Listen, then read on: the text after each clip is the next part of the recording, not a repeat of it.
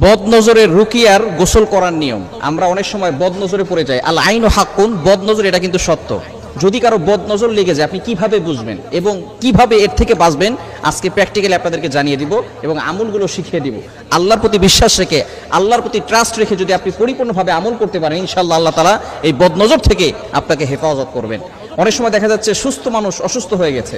আপনার ছোট বাচ্চা খুব সুন্দর করে হাসাহাসি করে, ছোট বাচ্চা খাওয়া দাওয়া ঠিকমতো করতেছে, হঠাৎ করে খাওয়া দাওয়া বন্ধ করে দিয়েছে, শরীরে শুকিয়ে যাচ্ছে, মেয়েটা কথা শুনে না, অনেকের বিয়ে হচ্ছে না, এটা বদনজরের কারণে হতে পারে। কেননা আল আইনু হাক্কুন, বদনজর এটা সত্য। নবীজি সাল্লাল্লাহু আলাইহি ওয়াসাল্লামের জামানায় কিন্তু এরকম হয়েছিল।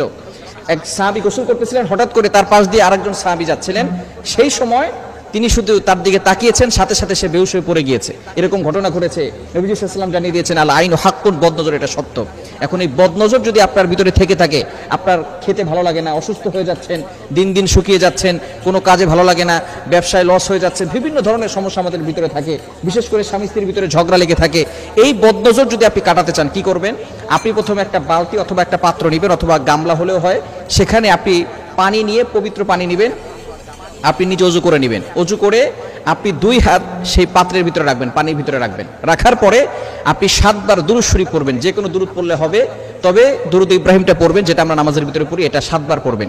এরপরে 7 বার সূরা ফাতিহা পড়বেন, 7 বার আয়াতুল কুরসি পড়বেন, 7 বার সূরা কাফিরুন পড়বেন, 7 বার সূরা ইখলাস পড়বেন, 7 বার সূরা ফালাক পড়বেন, 7 বার সূরা নাস পড়বেন। এরপরে 7 বার আবার দুরূদ শরীফ পড়বেন। এরপরে আপনি হাতটাকে উঠিয়ে ফু দেওয়ার কোনো দরকার নাই, ওই পানি দিয়ে আপনি গোসল করে নেবেন। ইনশাআল্লাহ আল্লাহ পাক রব্বুল আলামিন আপনার বদনজর দূর করে দিবেন। খুবই চমৎকার একটি আমল। এই আমলটি করে অনেকে ফায়দা পেয়েছেন, আপনিও ফায়দা পেতে পারেন যদি পরিপূর্ণভাবে আমল করেন।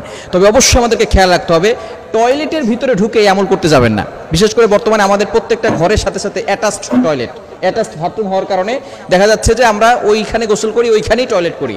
বিশেষ করে যদি এরকম হয়, তাহলে আপনি বাহিরের থেকে, অর্থাৎ আপনার রুম থেকে এটা করে তারপরে আপনি সেখানে গিয়ে গোসল করতে পারেন, কোনো সমস্যা নাই। এই পানি দিয়ে গোসল করার পরে অন্য পানি দিয়েও আপনি গোসল করতে পারেন, কোনো সমস্যা হবে না। এভাবে যদি আপনি আমল করতে পারেন, অবশ্যই আপনি আল্লাহর পক্ষ থেকে উপকার পাবেন এবং কোরআনের যে একটা মুজিজা আছে, কোরআনের যে পাওয়ার আছে, এটা আপনি সচক্ষে দেখতে পারবেন যে আল্লাহ পাক রব্বুল আলামিন আপনাকে সকল ধরনের বদনজর থেকে হেফাজত করবেন। আর আয়াতুল কুরসি, চারকুল, এগুলো 5 ওয়াক্ত নামাজের পরে আপনি পড়বেন। তাহলে কেউ ব্ল্যাক ম্যাজিক করে, জাদুটোনা করে আপনাকে কোনো ক্ষতি করতে পারবেন। অনেক সময় দেখবেন এই যে নামাজের পরে আপনি যদি আয়াতুল কুরসি না পড়েন, তাহলে কিন্তু আপনি বিপদে পড়ে যেতে পারেন। কারণ আয়াতুল কুরসি হচ্ছে জিন বলেন, ব্ল্যাক ম্যাজিক বলেন, কুফরি কালাম বলেন, সবকিছুর বড় মহা ওষুধ। সূরা বাকারার 255 নম্বর আয়াত, 3 নম্বর পারার 1 নম্বর পৃষ্ঠার 8, 9, 10, 11, 12, 13 নম্বর লাইনগুলোতে রয়েছে। এজন্য আমরা এই আমলটি বেশি বেশি করার চেষ্টা করব। 5 ওয়াক্ত নামাজের পর আয়াতুল কুরসি পড়ব এবং বিশেষ করে ঘুমানোর সময় অজু করে ঘুমাবো আর আয়াতুল কুরসি, চারকুল, সূরা বাকারার শেষ 2 আয়াত এগুলো পড়ে ঘুমালে ইনশাআল্লাহ আল্লাহ পাক রব্বুল আলামিন সকল ধরনের দুষ্ট জিন বলেন, দুষ্ট মানুষ বলেন, সকল ধরনের এই দুষ্টমি থেকে আল্লাহ তাআলা আপনাকে হেফাজত করবেন।